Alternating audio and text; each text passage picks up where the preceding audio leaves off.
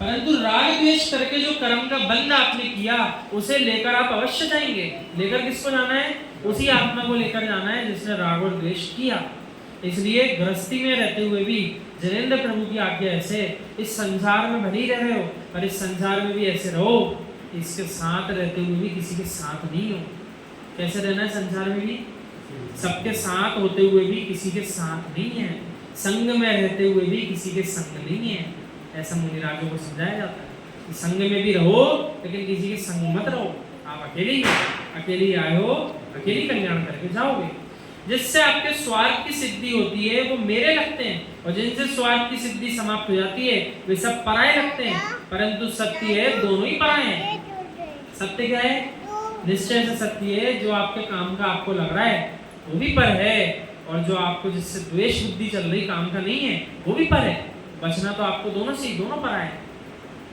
भैया 2 पुत्रों ने जन्म लिया, ब्राह्मण पुत्र थे, परंतु जन्म होते ही एक पुत्र को शूद्र ले गया और शूद्र के कुल में पलना प्रारंभ हो गया, और दूसरा पुत्र ब्राह्मण के घर में पलने लगा।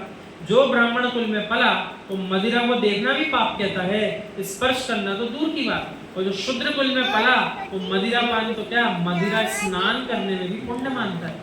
अब जीव दोनों ने जन्म एक साथ लिया, परंतु एक को एक क्रिया में आनंद आता है और दूसरे को उस क्रिया को स्वप्न में भी विचार करने के भाव नहीं आते। लोग कह रहे हैं कि ये शूद्र का पुत्र है और ये ब्राह्मण का पुत्र है। प्रवृत्ति को देखकर पुत्रों में भेद है, परंतु उत्पत्ति को देखो पुत्र तो अभेद है। एक ही माँ से दोनों जन्म लिए, एक साथ जन्म हुआ, लेकिन एक क्या कर रहा है? हिंसा मान रहा है, मदिरा पान, और दूसरे को आनंद आ रहा है। जिस दिन मदिरा पान करने नहीं मिलेगा उस दिन दुखी हो जाएगा, मैं कर नहीं पाया। दोनों पुत्र ब्राह्मण पुत्र हैं, परंतु प्रवृत्ति की दृष्टि से पुत्र में भेद हो गया।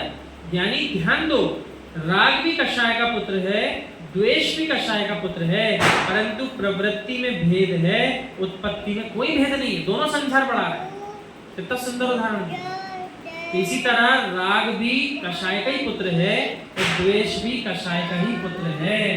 दोनों आपको बांधेंगे किसमें? संसार में ही बांधेंगे, छोड़ने नहीं देंगे संसार।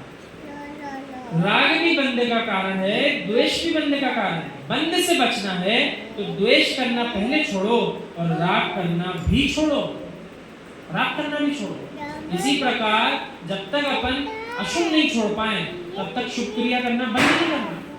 और जिस दिन आर्य का दीक्षा, मुनि दीक्षा हो जाए उस दिन ना अशुभ पे ध्यान देना है ना शुभ पे ध्यान देना है।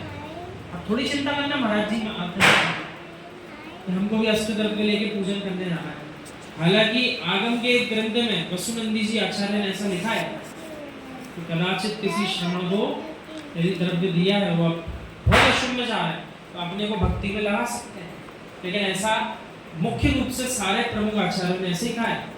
तप और ध्यान ये 2 प्रमुख कार्य वितरागी श्रमणों के, और उनको भक्ति से अपनी तरह पूजन पद्धति से कोई लेना देना नहीं बचता। वे तो इनसे ऊपर उठ गए, उन्हें अब शुभ और अशुभ दोनों से कोई प्रयोजन नहीं बचा। उन्हें तो शुद्ध में जाने का प्रयास नित प्रतिक्षण करना है। पुण्य तो पुण्य है, पाप ही पाप है, परंतु बंध दृष्टि से देखेगा तो दोनों ही बंधक हैं। अंतर इतना है, एक स्वर्ग भेज देगा, दूसरा नरक भेज रहा है, पर दोनों भेज ही रहे हैं, मोक्ष दोनों नहीं भेज रहे। मान के चलिए खूब पाप करा तो 33 सागर के लिए नरक चला गया, और दूसरे ने इतना पुण्य करा कि 33 सागर के लिए वो देव बन गया। लेकिन बांधा तो दोनों ने संसार में है, दोनों ने 33 सागर के लिए मोक्ष का द्वार तो बंद कर दिया। और ऐसा ही प्रसंग 5 पांडवों में से 2 के साथ घटा।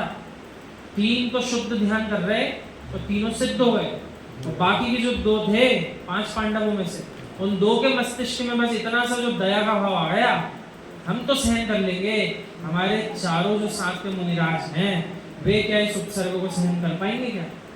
इतनी सी जो दया आ गई, तो इसका अर्थ नहीं समझना दया करना बंद कर दो। दया श्रावक को तो करना चाहिए, लेकिन जो वितरागी श्रमण मोक्ष महल के करीब खड़े हैं, निर्विकल्प ध्यान कर रहे हैं, अब उनको दया करने के भाव भी प्रकट नहीं होंगे। यदि हो गए उनके लिए भी सजा है, जाइए 33 सागर के स्वर्ग में। अभी आप मोक्ष नहीं जा पाए, मोक्ष नहीं जा पाए, वे मोक्ष नहीं जा पाए दोनों, उन दोनों को 33 सागर की आयु स्वर्ग की बंध गई।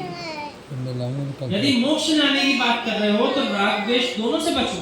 बंधत्व दृष्टि से पुण्य पाप में समदृष्टि लाओ।